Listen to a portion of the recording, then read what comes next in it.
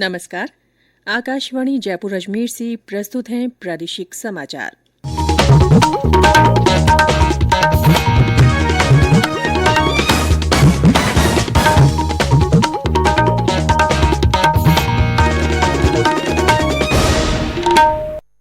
मुख्य समाचार। राज्य मंत्रिमंडल और मंत्रिपरिषद की बैठक आज। पेट्रोल और डीजल पर वैट कम करने का निर्णय होने की संभावना। प्रधानमंत्री नरेंद्र मोदी आज उत्तर प्रदेश के सुल्तानपुर जिले में पूर्वांचल एक्सप्रेसवे का करेंगे उद्घाटन। केंद्र सरकार इस महीने राज्यों को कर हस्तांतरण के रूप में 95,082 करोड़ रुपए जारी करेगी। और राष्ट्रीय प्रेस दिवस आज।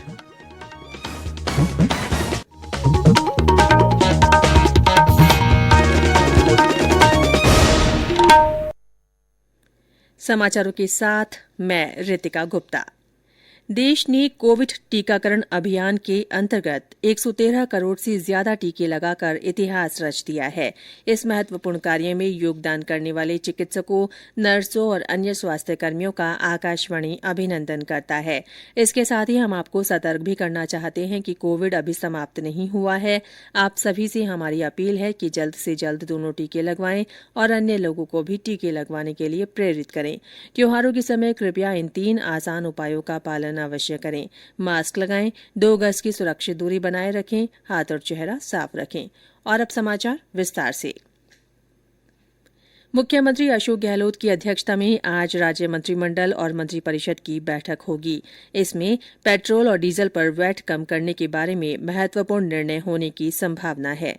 गौरतलब है कि केंद्र सरकार की ओर से पेट्रोल और डीजल पर एक्साइज ड्यूटी घटाने के बाद कई राज्य सरकारों ने वैट की दरों में कटौती की है, लेकिन राजस्थान में इस बारे में अभी कोई निर्णय नहीं हो पाया है। मुख्यमंत्री ने हाल ही में राज्य में भी वैट की दरों में कटौती के संकेत दिए थे।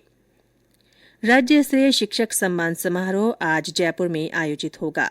कार्यक्रम में मुख्यमंत्री अशोक गहलोत मुख्य अतिथि होंगे। समारोह में प्रदेश में शिक्षा के क्षेत्र में उत्कृष्ट प्रदर्शन करने वाले 99 शिक्षकों को सम्मानित किया जाएगा। साथ ही जिला रैंकिंग में उत्कृष्ट प्रदर्शन करने वाले 3 जिलों जयपुर, चूरू और हनुमानगढ़ के समग्र शिक्षा के जिला परियोजना समन्वयकों और अतिरिक्त जिला परियोजना समन्वयकों को भी सम्मानित किया जाएगा।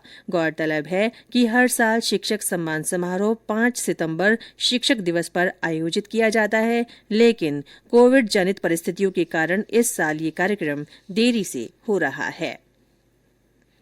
प्रधानमंत्री नरेंद्र मोदी आज उत्तर प्रदेश के सुल्तानपुर जिले में करवल खेरी में पूर्वांचल एक्सप्रेसवे का उद्घाटन करेंगे। इसके बाद वे भारतीय वायुसेना का एयर शो देखेंगे। पूर्वांचल एक्सप्रेसवे की लंबाई लगभग 341 किलोमीटर है। 22,500 करोड़ रुपए की लागत से तैयार ये एक्सप्रेसवे 6 लेन का है, जिसे 8 लेन तक भविष्य में बढ़ाया जा सकेगा। पूर्वांचल एक्सप्रेसवे पर सुल्तानपुर के कूढ़ेभार इलाके में 3.2 किलोमीटर लंबी हवाई पट्टी भी बनाई गई है। इसकी विशेषता ये है कि हवाई पट्टी के नीचे से एक नहर गुजर रही है और ये देश की पहली ऐसी हवाई पट्टी होगी जो किसी पुल पर मौजूद होगी। प्रदेश में कल कोरोना के नए मामलों में पिछले दिनों की तुलना में थोड़ी कमी आई और 5 लोगों में संक्रमण की पुष्टि हुई। उदयपुर जिले में 2 और जयपुर, अजमेर तथा अलवर में एक व्यक्ति में संक्रमण मिला। सक्रिय मामलों की संख्या घटकर 75 हो गई है। कल इस बीमारी से 12 और लोग ठीक हुए। इस बीच प्रदेश में अब तक 6 करोड़ 45 लाख से ज्यादा कोविड वैक्सीनेशन हो चुका है। 4 करोड़ 28 लाख से ज्यादा को पहली और 2 करोड़ 16 लाख से अधिक लोगों को दोनों डोज दी जा चुकी है। कोविड संबंधी राष्ट्रीय हेल्पलाइन नंबर हमारी वेबसाइट newsonair.gov.in पर उपलब्ध हैं। ये समाचार आकाशवाणी जयपुर अजमेर से प्रसारित किए जा रहे हैं। समाचार अभी और भी हैं, उससे पहले कोरोना जागरूकता संदेश। चलो मिलकर एक शुरुआत करें, चलो एक फैसला आज करें। मास्क नहीं तो टोकेंगे, कोरोना को रोकेंगे। चलो एक इरादा करते हैं, चलो खुद से वादा करते हैं। मास्क नहीं तो टोकेंगे, कोरोना को रोकेंगे। प्रादेशिक समाचारों में फिर से आपका स्वागत है।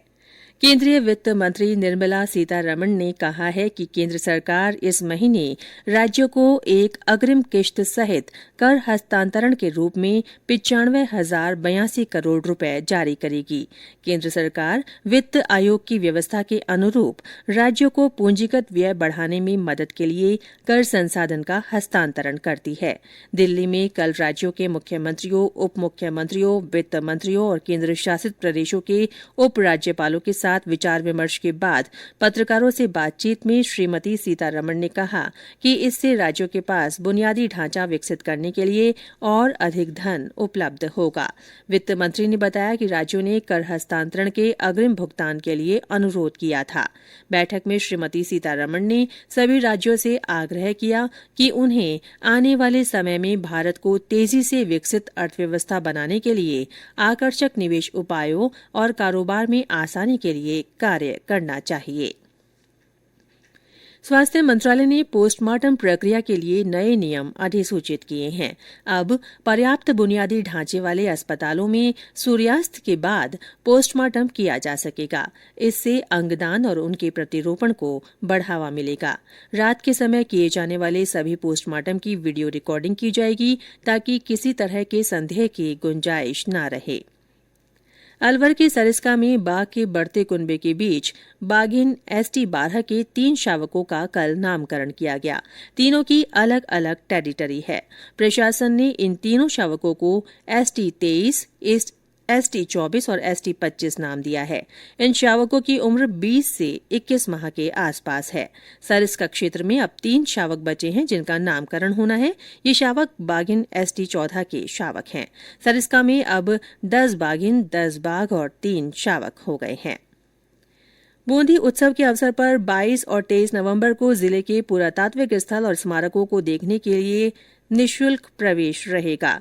पुरातत्व और संग्रहालय विभाग के निदेशक ने बताया कि इस दौरान संरक्षित स्मारक, 84 खंभों की छतरी, रानी जी की बावड़ी, सुखमहल और राजकीय संग्रहालय में देशी विदेशी पर्यटक और आमजन निःशुल्क अवलोकन कर सकेंगे।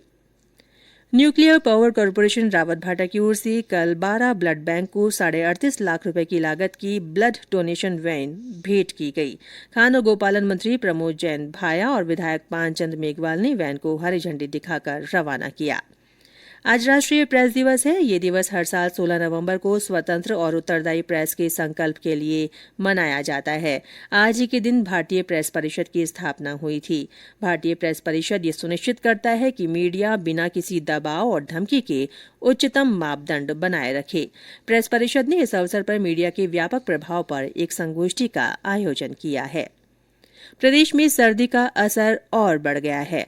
मौसम विभाग के अनुसार कल से पूर्वी हवाओं के प्रभाव से मौसम में बदलाव होगा। विभाग के निदेशक राधेश्याम शर्मा ने बताया कि इसके असर से प्रदेश के कुछ हिस्सों में बारिश की संभावना है। दिनांक 17 नवंबर से पूर्वी हवाओं के प्रभावी होने से दक्षिण पूर्वी यानी कि कोटा और उदयपुर संभाग के जिलों में कहीं कहीं मेघ गर्जन के साथ हल्के से मध्यम दर्जे की बारिश होने के लिए परिस्थितियां फेवरेबल है। जबकि 18 और 19 नवंबर को कोटा, उदयपुर के साथ साथ अजमेर और जयपुर संभाग के जिलों में भी कहीं कहीं मेघ गर्जन के साथ हल्के से मध्यम दर्जे की बारिश होने की संभावना है। उधर भरतपुर से हमारे संवाददाता ने बताया कि जिले में धीरे धीरे ठंड का असर तेज होता जा रहा है। सुबह के समय हल्का कोहरा छाने से जनजीवन प्रभावित हो रहा है। हालांकि ठंड और कोहरे से किसानों की फसल को फायदा होने की संभावना जताई जा रही है। प्रधानमंत्री नरेंद्र मोदी इस महीने की 28 तारीख को आकाशवाणी से मन की बात कार्यक्रम में अपने विचार साझा करेंगे। ये इस कार्यक्रम की 83वीं कड़ी होगी। प्रधानमंत्री ने इस कार्यक्रम के लिए श्रोताओं से उनके विचार आमंत्रित किए हैं। श्रोता अपने विचार या सुझाव नमो ऐप या MyGov ओपन फोरम पर साझा कर सकते हैं। और अंत में मुख्य समाचार एक बार फिर। राज्य मंत्रिमंडल और मंत्रिपरिषद की बैठक आज होगी। पेट्रोल और डीजल पर वैट कम करने का निर्णय होने की संभावना है। प्रधानमंत्री नरेंद्र मोदी आज उत्तर प्रदेश के सुल्तानपुर जिले में पूर्वांचल एक्सप्रेसवे का उद्घाटन करेंगे। केंद्र सरकार इस महीने राज्यों को कर हस्तांतरण के रूप में 95,082 करोड़ रुपए जारी करेगी। और आज राष्ट्रीय प्रेस दिवस है। इसी के साथ प्रादेशिक समाचार बुलेटिन समाप्त हुआ। हमारा अगला बुलेटिन हिंदी में दोपहर 12:30 बजे प्रसारित होगा। नमस्कार।